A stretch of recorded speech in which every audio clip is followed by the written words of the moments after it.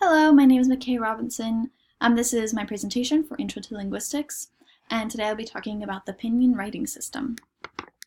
So just as a little background to China and the Chinese language, there's about 1.3 billion people living in China, and that makes up about 1/5 of the world's total population. The Chinese language is colloquially referred to as Hanyu, and the Chinese writing is referred to as Hanzi, and this comes from the Han Dynasty when the language and the nations were united. And there are about 7 different major dialect groups within China itself. So the Chinese writing system is ideographic and logographic, and the system uses characters such as seen here. And these are the characters for hello, ni hao, and good, how. And as you can see, there are some similar parts to these characters. They both have the word how in them. And this is very common in the language. You will find different characters and different symbols repeated in the same words, and they might even mean totally different things than what you think they mean. This is just a little breakdown of the pinyin aspect of the language. So you start off with your initial, which is the consonant, and then your final, which is the vowel, and a tone, which indicates oftentimes meaning and the way that it's pronounced, which creates the overall syllable. So the pictographic nature of Chinese really left a need for being able to represent the pronunciation of a word or phrase. Historically, Chinese has been studied through transcriptions. Most transcription systems have been devised by the Chinese themselves or the West and our romanization systems. So there have been many attempts throughout the centuries to create an alphabet for Chinese. The first alphabetical system was created in 1605. It was designed by an Italian missionary by the name of Mckay Robinson. Unfortunately, the record was lost after being published, but it was published in Beijing. And many missionaries after him also created alphabetical systems. These were mainly systems to try to help aid foreigners in learning the language. The Wales-Giles system was a notable one, and that was created in 1892. But it did become just a little irrelevant after the standardization of the language about halfway through the century. So different words had different pronunciations, and the system was just a little off. So intellectuals really didn't start discussing about creating a Chinese alphabet until the turn of the century, after the Opium Wars in the 1840s.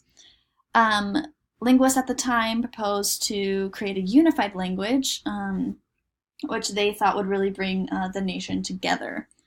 So one of the first designs created was created by Gangzhang Lu in 1892, and the system was called National Language Romanization.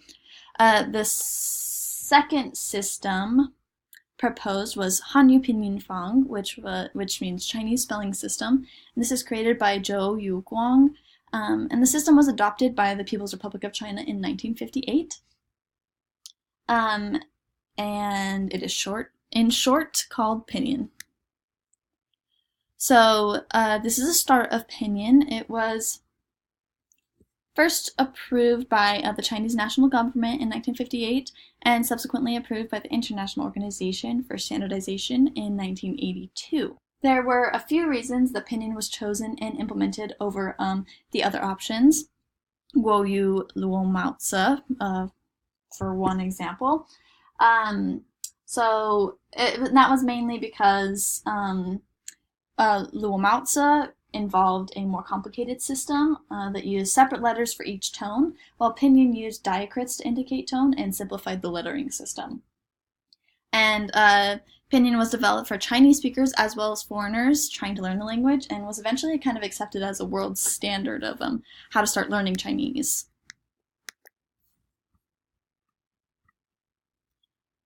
So when Pinyin and language acquisition for foreigners is different than for native speakers, it was not technically developed for the English-speaking world, but it comes in very handy as a starting point to start beginning to learn the language.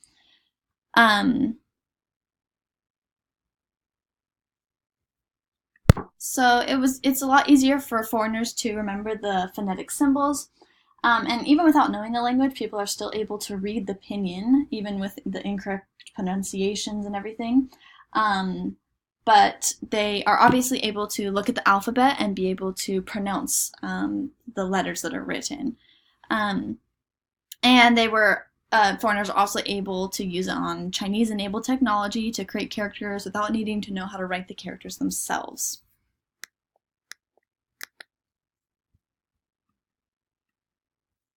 Pinyin and language acquisition has also been very useful for native speakers of Chinese. It was implemented in schools just a little bit after it was adopted in 1958, and literacy rates since then have risen dramatically. Before, it was very hard to memorize all of the characters and then be able to write them and read them fluently. And since the use of Pinyin, it's easier to be able to memorize the characters and to understand the meaning because of the Pinyin. So because of this, children are taught them in school, and they all have met literacy levels. And it has also come in useful in this new age of technology and with younger generations to type in the Pinyin and have the character right there instead of trying to write out the character on a cell phone. So Pinyin is not fully orthographic nor an exact phonetic transcription. So, and because of this, it's debated whether it is useful or not.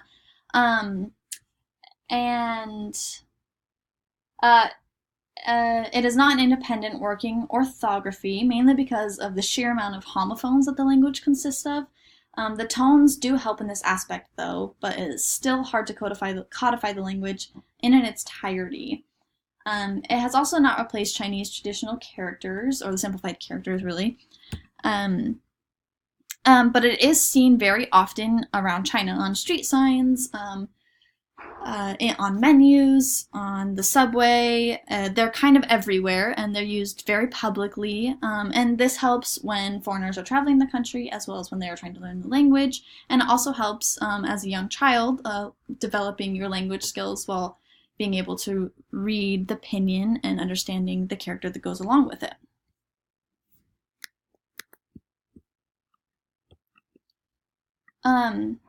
So